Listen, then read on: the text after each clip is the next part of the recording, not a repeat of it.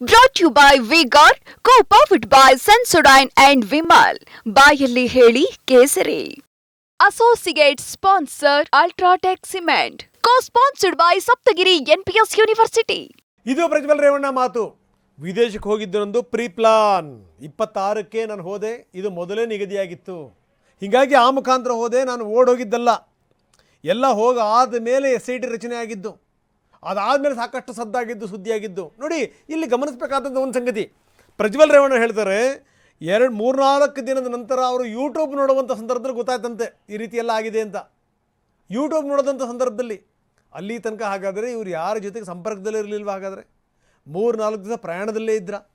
So ಇಂಥ ಹಲವಾರು ಪ್ರಶ್ನೆಗಳು ಉದ್ಭವ ಆಗ್ತವೆ. 3-4 ದಿವಸ ಏನು ಅಂತ ಗೊತ್ತಿರಲಿಲ್ಲ. ಆದರೆ ಅದಾದಮೇಲೆ ಗೊತ್ತಾಯ್ತಂತೆ ಈ ರೀತಿ. ಇದು ಇನ್ವರ್ಟರ್ AC. ನೀವು ಗ್ಯಾಮ್ಲರ್ ಅಲ್ವಾ? ಗ್ಯಾಮ್ಲರ್? ಜೂಜಾಡ್ತಿರಲ್ವಾ? ನೀವು ಜೂಜಾಡ್ತೀರಾ? ಇಲ್ಲ, ಯಾರು ಏನು ಹೇಳಿದ್ರು ಅಂತ ನೀನು? ಎಷ್ಟು ಕಾಸ್ಟ್ಲಿ ಹಾಗೂ ಡೆಲಿಕೇಟ್ AC ತಗೊಂಡು ಸ್ಟೆಬಿಲೈಸರ್ ತಗೊಳ್ಳಿಲ್ಲ ಅಂದ್ರೆ ಇದು ಜೂಜಾಟ ತಾನೇ. ಒಂದೇ ಫ್ಲಕ್ಚುಯೇಷನ್ ಗೆ ನಿಮ್ಮ ಇನ್ವರ್ಟರ್ AC ಪಾರ್ಟ್ಸ್ ಡ್ಯಾಮೇಜ್ ಆಗಬಹುದು. ಅದನ್ನು V-Guard ಉಪಯೋಗಿಸಿ ಸುರಕ್ಷಿತವಾಗಿರಿಸಿ. V-Guard, India's #1 stabilizer.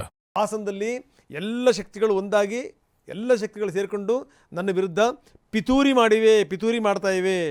31ಕ್ಕೆ ಬರ್ತೀನಿ, ನಾನು ಉತ್ತರ ಕೊಡ್ತೀನಿ. ನ್ಯಾಯಾಲಯದ ಮೇಲೆ ನನಗೆ ನಂಬಿಕೆ ಇದೆ.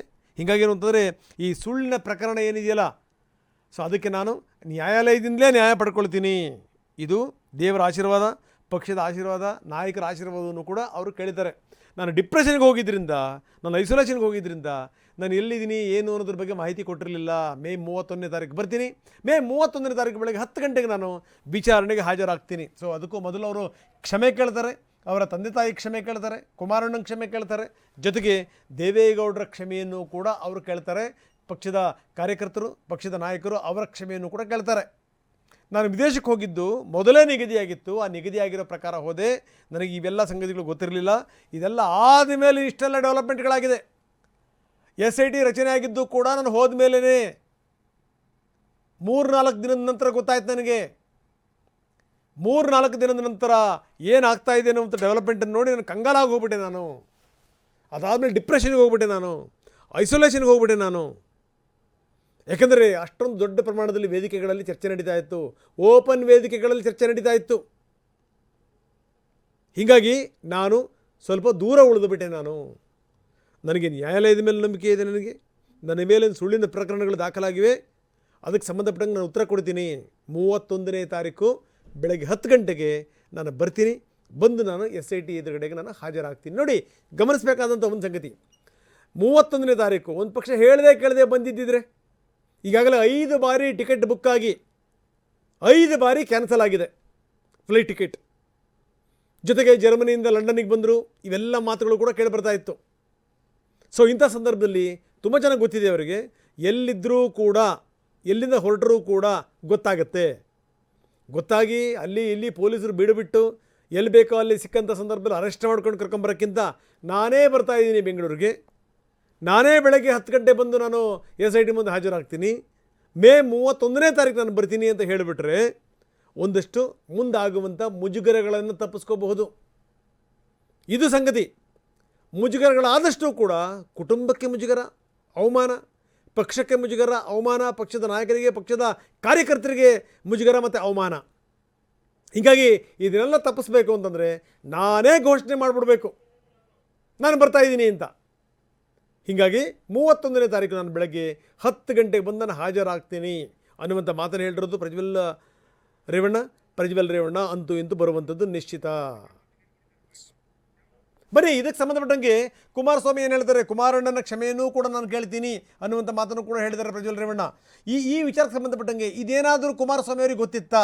ಕುಮಾರಸ್ವಾಮಿ ಓಪನ್ ವೇದಿಕೆಯಲ್ಲಿ ಪ್ರಾರ್ಥನೆ ಮಾಡಿದರು. ದಯವಿಟ್ಟು ನಾನು ಕೇಳ್ತಾ ಇದ್ದೀನಿ, ದೊಡ್ಡಗೌಡರು ಹೇಳ್ತಾ ಇದ್ದಾರೆ ಈ ಮಾತನ್ನು, ವಾಪಸ್ ಬರಬೇಕು, ಎಲ್ಲಿದ್ದರೆ ಬರಬೇಕು ಅನ್ನುವಂಥ ಮಾತು. ಹಾಗಾದರೆ ಏನು ಹೇಳಿದ್ದಾರೆ? ಹಾಗಾದರೆ ಕುಮಾರಸ್ವಾಮಿ ಹೇಳಿರುವಂಥದ್ದೇನು? ನಾನು ಹೇಳ್ತಾ ಇದ್ದೆ, ಓಪನ್ ವೇದಿಕೆಗಳಲ್ಲಿ ಕುಮಾರಸ್ವಾಮಿ ಕೂಡ ಕೇಳಿದರು, ದಯವಿಟ್ಟು ವಾಪಸ್ ಬರಬೇಕು, ವಾಪಸ್ ಬಂದು ಕಾನೂನನ್ನು, ಅಂದರೆ ಕಾನೂನಿಗೆ ಶರಣಾಗಬೇಕು, ಜೊತೆಗೆ ಅಂದರೆ ವಿಚಾರಣೆಯನ್ನು ಎದುರಿಸಬೇಕು. ಪ್ರಜ್ವಲ್ ಅವರಿಗೆ ನಾನು ಕುಟುಂಬದ ಪರವಾಗಿ ನಾನು ಕೇಳ್ಕೊಳ್ತಾ ಇದ್ದೀನಿ ಅನ್ನುವಂಥ ಮಾತು. ಜೊತೆಗೆ ಪ್ರಜ್ವಲ್ ಎಲ್ಲಿದ್ದಾರೆ, ಏನು ಎತ್ತ, ಅದು ಯಾವುದ್ರ ಬಗ್ಗೆಯೂ ಕೂಡ ನನಗೆ ಗೊತ್ತಿಲ್ಲ ಅಂತ ಕೂಡ ಕುಮಾರಸ್ವಾಮಿ ಹೇಳಿದರು.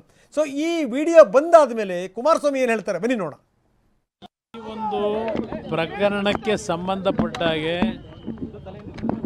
ಈಗಾಗಲೇ ನಮ್ಮ ರಾಷ್ಟ್ರೀಯ ಅಧ್ಯಕ್ಷರು ದೇವೇಗೌಡರು ಮತ್ತು ನಾನು ಎಲ್ಲೇ ಇದ್ದರೂ ಬಂದು SITಗೆ ಹಾಜರಾಗಿ ತನಿಖೆಗೆ ಸಹಕಾರ ಕೊಡಬೇಕು ಅಂತಕ್ಕಂಥ ಒಂದು ದೇವೇಗೌಡರು ಎಚ್ಚರಿಕೆಯೂ ಕೊಟ್ಟಿದ್ದಾರೆ. ನಾನು ಒಂದು ಮನವಿನೂ ಮಾಡಿದ್ದೆ ಮತ್ತು ಕಾರ್ಯಕರ್ತರಿಗೆ ಗೌರವ ಇದ್ದರೆ ತಕ್ಷಣ ಬರಬೇಕು ಅಂತಕ್ಕಂಥ ಒಂದು ಮನವಿಯನ್ನು ಮಾಡಿದ್ದು. ಅದಕ್ಕೆ ಹೋಗೊಟ್ಟು ಬರ್ತಾ ಇರ್ತಕ್ಕಂಥದ್ದಕ್ಕೆ ಇವತ್ತು ನಮಗೂ ಸ್ವಲ್ಪ ಸಮಾಧಾನ ಇದೆ. ಅದರಿಂದ ಮುಂದಿನ ದಿನಗಳಲ್ಲಿ ಪ್ರಕ್ರಿಯೆಗಳೇನಾಗಬೇಕು ಆಗುತ್ತೆ. ಸರ್, ನನ್ನ ವಿರುದ್ಧ ಷಡ್ಯಂತ್ರ ಮಾಡಿದರೆ ಎಲ್ಲವನ್ನು ನಾನು ಮುಂದೆ ತನಿಖೆಯಲ್ಲಿ ಅವೆಲ್ಲ ಹೊರಗಡೆ ಬರಬೇಕು. ಸತ್ಯಾಂಶಗಳೇನಿದೆ, ಯಾರ್ಯಾರ ಪಾತ್ರಗಳು ಏನಿದೆ, ಇದೆಲ್ಲ ಹೊರಗಡೆ SITಯ ತನಿಖೆ ಈಗೇನು ಮಾಡ್ತಾ ಇದ್ದಾರೆ, ನೋಡೋಣ ಎಲ್ಲಿಗೆ ತಂದು ನಿಲ್ಲಿಸ್ತಾರೆ. ತಮಗೆ ಕ್ಷಮೆ ಕೇಳಿದ್ದಾರೆ ಸರ್. ನಾನು ನನಗೆ ಕ್ಷಮೆ ಕೇಳಿ ನನ್ನ ಕಾರ್ಯಕರ್ತರ ನೋವು ಸ್ಪಂದಿಸು ಅಂತಕ್ಕಂಥ ನಾನು ಹೇಳಿದ್ದೀನಿ. ಕಾರ್ಯಕರ್ತರು ಕ್ಷಮೆ ಕೋರೋದಕ್ಕೆ ನಾನು ಅವನಿಗೆ ಪಾಪ ಈಗಲಾದರೂ ಕಾರ್ಯಕರ್ತರ ಬಗ್ಗೆ ಅಷ್ಟು ಒಂದು ಮಮತೆ ಇದೆ ಅಂತಕ್ಕಂಥ ತೋರಿಸ್ಕೊಂಡಿದ್ದಾನೆ. ಅದಕ್ಕೆ ನನಗೂ ಸ್ವಲ್ಪ ಸಮಾಧಾನ ಆಗಿದೆ. ಸ್ವಲ್ಪ ಸಮಾಧಾನ ಆಗಿದೆ ಅನ್ನುವಂಥ ಮಾತನ್ನು ಕುಮಾರಸ್ವಾಮಿ ಹೇಳ್ತಾ ಇದ್ದಾರೆ. BJP ನಾಯಕರು ಏನು ಹೇಳ್ತಾರೆ, ಆರ್ ಅಶೋಕ್ ಮಾತಾಡಿದ್ದಾರೆ, ಏನು ಹೇಳಿದ್ರು ಬನ್ನಿ ನೋಡೋಣ. ತನಿಖೆ ಆಗಬೇಕು. ಈಗ ಲೇಟಾಗಾದರೂ ಅವರು ಒಪ್ಕೊಂಡಿದ್ದಾರೆ. ಕಾನೂನು ಮುಂದೆ ಯಾರು ದೊಡ್ಡವರಲ್ಲ. ಕಾನೂನು ಪ್ರಕಾರ ಏನು ದಾರಿಗಳಿದೆ ಅದು ಹುಡುಕ್ಬೇಕೇ ಹೊರತು ತಪ್ಪಿಸ್ಕೊಂಡು ಹೋಗೋದು ದಾರಿ ಅಲ್ಲ. ಇದರಿಂದ ದೊಡ್ಡ ಷಡ್ಯಂತ್ರ ಇದೆ ಅಂತ ಅದು ಇಡೀ ಪ್ರಪಂಚಕ್ಕೆ ಗೊತ್ತು. ಕಾಂಗ್ರೆಸ್ ಅವರು ಷಡ್ಯಂತ್ರ ಮಾಡಿರೋದು. ಆದರೆ ಕಾನೂನು ಅಡಿಯಲ್ಲಿ ಕೆಲಸ ಮಾಡಬೇಕು. ಇದೊಂದು SIT ರಚನೆ ಮಾಡಿರೋದು ಕಾಂಗ್ರೆಸ್ ಅವರು ಅವ್ರ ಕಡೆಯವ್ರನ್ನ ಸೇವ್ ಮಾಡೋಕ್ಕೋಸ್ಕರ ಮಾಡಿರೋದು. ತನಿಖೆ ಆಗಬೇಕು. ಈಗ ಲೇಟಾಗಾದರೂ ಅವರು ಒಪ್ಕೊಂಡಿದ್ದಾರೆ. ಕಾನೂನು ಮುಂದೆ ಯಾರು ದೊಡ್ಡವರಲ್ಲ. ಕಾನೂನು ಪ್ರಕಾರ ಏನು ದಾರಿಗಳಿದೆ ಅದು ಹುಡುಕ್ಬೇಕೇ ಹೊರತು ತಪ್ಪಿಸ್ಕೊಂಡು ಹೋಗೋದು ದಾರಿ ಅಲ್ಲ. ಇದರಿಂದ ದೊಡ್ಡ ಷಡ್ಯಂತ್ರ ಇದೆ ಅಂತ ಅದು ಇಡೀ ಪ್ರಪಂಚಕ್ಕೆ ಗೊತ್ತು. ಕಾಂಗ್ರೆಸ್ ಅವರು ಷಡ್ಯಂತ್ರ ಮಾಡಿರೋದು. ಆದರೆ ಕಾನೂನು ಅಡಿಯಲ್ಲಿ ಕೆಲಸ ಮಾಡಬೇಕು. ಇದೊಂದು SIT ರಚನೆ ಮಾಡಿರೋದು ಕಾಂಗ್ರೆಸ್ ಅವರು ಅವ್ರ ಕಡೆಯವ್ರನ್ನ ಸೇವ್ ಮಾಡೋಕ್ಕೋಸ್ಕರ ಮಾಡಿರೋದು. Brought to you by V-Guard, co-powered by Sensodyne and Vimal. ಬಾಯಲ್ಲಿ ಹೇಳಿ ಕೇಸರಿ. Associate sponsor Ultratech Cement.